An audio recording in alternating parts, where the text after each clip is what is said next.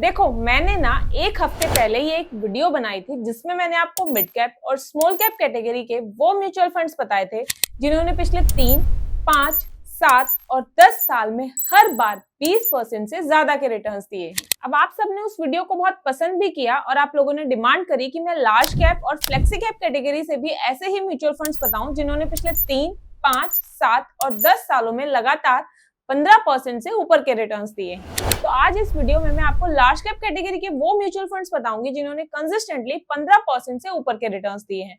तो चलो शुरू करते हैं वीडियो को। और इसमें हमारा पहला फंड है ICICI prudential large cap fund.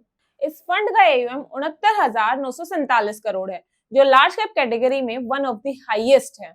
Expense ratio इसका 0.85% है, जो अपनी कैटेगरी में थोड़ा सा हायर साइड पर ही है। एक्सपेंस रेशियो आप सबको पता ही है कि फंड को चलाने की फीस होती है जो AMC हमसे चार्ज करती है, और ये जितना कम हो उतना अच्छा होता है। इसके बाद अगर हम पोर्टफोलियो एलोकेशन देखें कि फंड हमारे पैसे को कैसे कैसे इन्वेस्ट कर रहा है, तो टॉप 3 सेक्टर्स में इन्होंने 50% इन्वेस्ट किया हुआ है, जिसमें 27% फाइनेंशियल सर्विसेज सेक्टर में है, 12% कंज्यूमर साइक्लिक सेक्टर में है और 10% इंडस्ट्रियल सेक्टर में। देखो, अब सेक्टर एलोकेशन से हमें ये पता चलता है कि फंड कितना डाइवर्सिफाइड है और कितना कॉन्सेंट्रेटेड है। तो टॉप 3 सेक्टर्स में 50% इन्वेस्टमेंट से हमें ये पता लग रहा है कि फंड वेल डाइवर्सिफाइड है। वेल डाइवर्सिफाइड अब मैं इसलिए बोल रही हूँ क्योंकि मैंने लार्ज कैप कैटेगरी के सभी फंड्स का एलोकेशन चेक किया, तो मुझे मोस्टली फंड का एलोकेशन 55% से 65% के बीच में मिला। तो इसका 50% है, मतलब इसका डाइवर्सिफिकेशन अच्छा है। इसके बाद टॉप 5 स्टॉक्स का एलोकेशन देखें तो वो 33% है, जिसमें सबसे ज्यादा वेटेज HDFC बैंक में है 8%। इसके बाद रिलायंस, ICICI, भारतीय एयरटेल और इन्फोसिस आते हैं। फिर आता है पोर्टफोलियो टर्नओवर रेशियो, जो कि इस फंड का बहुत ही लो है 15%, जबकि कैटेगरी एवरेज 212% है। पोर्टफोलियो टर्नओवर रेशियो से हमें ये पता चलता है कि फंड अपनी होल्डिंग्स को कितना फ्रीक्वेंटली बाय और सेल करता है। तो यहाँ कोई दिक्कत नहीं है, ये फंड लॉन्ग टर्म के लिए अपने स्टॉक्स को होल्ड कर रहा है, जो कि फंड मैनेजर की स्ट्रॉन्ग कन्विक्शन को दिखाता है। अब आते हैं अपने रिटर्न्स वाले पॉइंट पर। अब सबसे पहले ट्रेलिंग रिटर्न्स देखें तो लास्ट 3 इयर्स में फंड ने 17% के रिटर्न्स दिए हैं, जो इसके बेंचमार्क निफ्टी 100 से करीब 3% ज्यादा है। फिर लास्ट 5 इयर्स में इसने 16% के रिटर्न्स दिए हैं, जबकि बेंचमार्क रिटर्न सिर्फ 12.5% है। ऐसे ही लास्ट 7 एंड 10 इयर्स में भी इसने 15% से ज्यादा के रिटर्न्स दिए हैं और अपने बेंचमार्क के रिटर्न्स को भी बीट किया है। तो आईसीआईसीआई फंड ने हर एक टाइम फ्रेम में 15% से ऊपर के रिटर्न्स दिए हैं, जो कि एक लार्ज कैप फंड के लिए आउटस्टैंडिंग परफॉर्मेंस है। इसके बाद अगर अब हम रोलिंग रिटर्न्स देखें, जिससे कि हमें फंड की कंसिस्टेंसी का पता लगता है, तो रोलिंग रिटर्न्स के लिए मैंने पिछले 10 साल का डेटा लिया है, 1 अप्रैल 2016 से लेकर अभी तक का, और उसे 3 और 5 साल के साइकिल में डेली बेसिस पर रोल किया है, ताकि आपको शॉर्ट टर्म और लॉन्ग टर्म इन दोनों टाइम फ्रेम्स में रिटर्न्स का डिफरेंस समझ आए। तो सबसे पहले अगर 3 साल की साइकिल वाले रोलिंग रिटर्न्स देखें तो यहाँ पर एवरेज रिटर्न्स 16% है, जबकि बेंचमार्क के 14% है। इसके बाद मैक्सिमम रिटर्न्स करीब 34% है। मैक्सिमम रिटर्न्स का यहाँ पर मतलब है कि इन 10 सालों में एक 3 साल का टाइम पीरियड ऐसा भी आया था जब रिटर्न्स 34% तक आए थे। फिर मिनिमम रिटर्न्स अगर हम देखें तो वो -5% तक गए हैं, जो बेंचमार्क के ऑलमोस्ट इक्वल ही हैं। अब यहाँ पर इसका मतलब ये हुआ कि अगर हम 3 साल के लिए इस फंड में पैसा इन्वेस्ट करते हैं तो रिटर्न्स हमारे नेगेटिव भी जा सकते हैं। लेकिन अगर हम अब 5 साल पर रोल करके देखें तो यहाँ पर डेटा काफी चेंज हो जाता है। इसमें अब आप देखो कि मिनिमम रिटर्न्स 10.88% है, मतलब पॉजिटिव है। इसका मतलब ये हुआ कि अगर आप 5 साल के लिए इस फंड में इन्वेस्ट करते हो तो कम से कम 10% के पॉजिटिव रिटर्न्स तो आपको मिलेंगे ही। इसलिए मैं आपको मोस्टली हर वीडियो में ये पॉइंट बोलती हूँ कि लॉन्ग टर्म के लिए इन्वेस्ट करो, ताकि नेगेटिव रिटर्न मिलने के चांसेस कम से कम हो पाए।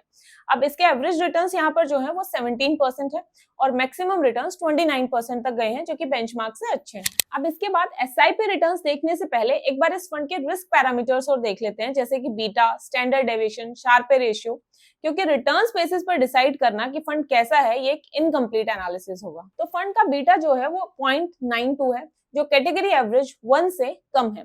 बीटा जितना कम हो उतना अच्छा होता है, और बीटा हमें ये बताता है कि एक फंड मार्केट के कंपैरिजन में कितना ऊपर या नीचे जाता है, यानी वो कितना वोलेटाइल है। तो यहाँ पर इस फंड का बीटा कैटेगरी एवरेज के कंपैरिजन में तो कम ही है। फिर इसके बाद स्टैंडर्ड डेविएशन अगर हम देखें तो वो भी कैटेगरी एवरेज से कम ही है, 13.12। स्टैंडर्ड डेविएशन हमें ये बताता है कि फंड के रिटर्न्स अपने एवरेज रिटर्न से कितना ऊपर या नीचे होते हैं। जितना ज्यादा डेविएशन होगा फंड उतना ही ज्यादा रिस्की होगा। अब आता है शार्पे रेशियो, जो कि जितना ज्यादा हो उतना ही बेटर होता है। और यहाँ पर आईसीआईसीआई का शार्पे रेशियो 0.62 है, जो कैटेगरी एवरेज 0.38 से काफी हाई है। अब शार्पे रेशियो से हमें ये पता चलता है कि फंड ने जो रिटर्न्स दिए हैं वो रिस्क के हिसाब से कितने एफिशिएंट है, यानी कम रिस्क में उसने ज्यादा रिटर्न्स दिए हैं या नहीं। अब आते हैं इस फंड के एसआईपी रिटर्न्स पर। तो अगर आपने इस फंड में 10 साल पहले हर महीने 10,000 रुपए की एसआईपी शुरू की होती तो आपको 13.42% का XIRR मिलता, और इसमें आपका पैसा आज की डेट में 24,16,751 हो गया होता। अब जैसा कि मैंने आपको पिछली वीडियो में भी बताया था कि CAGR और XIRR इन दोनों रिटर्न्स में थोड़ा सा डिफरेंस होता है, और यहाँ पर एसआईपी रिटर्न्स 15 से थोड़े कम है, जिसका रीजन XIRR ही है।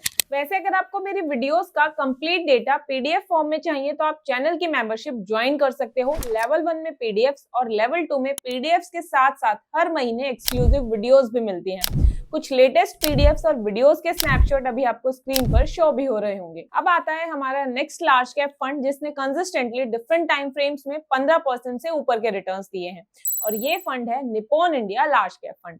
ये भी एक पॉपुलर फंड है जिसका AUM 46,520 करोड़ है, और इसका एक्सपेंस रेशियो 0.71% है, जो कि आईसीआईसीआई फंड के कंपैरिजन में थोड़ा कम ही है। सेक्टर एलोकेशन की बात करूं तो इसमें टॉप 3 सेक्टर्स में 56% की इन्वेस्टमेंट है, जो दूसरे लार्ज कैप फंड्स के ऑलमोस्ट बराबर ही है। फंड ना तो बहुत ज्यादा डाइवर्सिफाइड ही है और ना ही बहुत ज्यादा कॉन्सेंट्रेटेड। अब अगर टॉप 5 स्टॉक्स देखें तो उनका वेटेज करीब 29% है, जिसमें HDFC बैंक सबसे हाईएस्ट है, और इसके बाद ICICI, रिलायंस, एक्सिस बैंक और L&T है। फंड में टोटल 74 स्टॉक्स है, जो दिखाता है कि फंड वेल डाइवर्सिफाइड है। फिर इसके बाद पोर्टफोलियो टर्नओवर रेशियो आईसीआईसीआई की तरह इस फंड का भी काफी लो है, 25.88, जो कैटेगरी एवरेज 212 से काफी कम है। मतलब ये फंड स्टॉक्स को फ्रीक्वेंटली बाय और सेल नहीं करता। अब रिटर्न्स देखें तो इसने लास्ट 3 और 5 इयर्स में 18% का CAGR दिया है, जो बेंचमार्क निफ्टी 100 से काफी ज्यादा है। लास्ट 7 इयर्स एंड 10 इयर्स में भी इसके रिटर्न्स 15% से ऊपर हैं, जबकि बेंचमार्क के रिटर्न्स 11 और 12% हैं। तो फंड ने हर एक टाइम फ्रेम में 15% से ऊपर का CAGR डिलीवर किया है।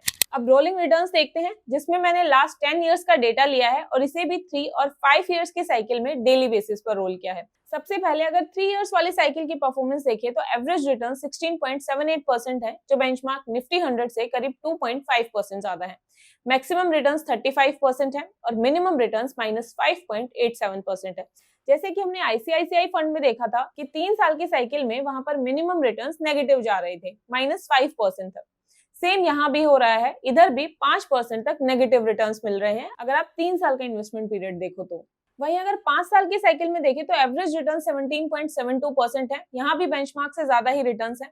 मैक्सिमम रिटर्न्स 31.5% है और मिनिमम रिटर्न्स अब यहाँ पर पॉजिटिव हो गए हैं, 9.76%। मतलब जैसे ही हम 5 साल या उससे ज्यादा टाइम के लिए इन्वेस्ट करते हैं इस फंड में तो हमें नेगेटिव रिटर्न्स नहीं मिल रहे। नेगेटिव तो छोड़ो, हमारे मिनिमम रिटर्न्स पॉजिटिव हैं, 9.76%।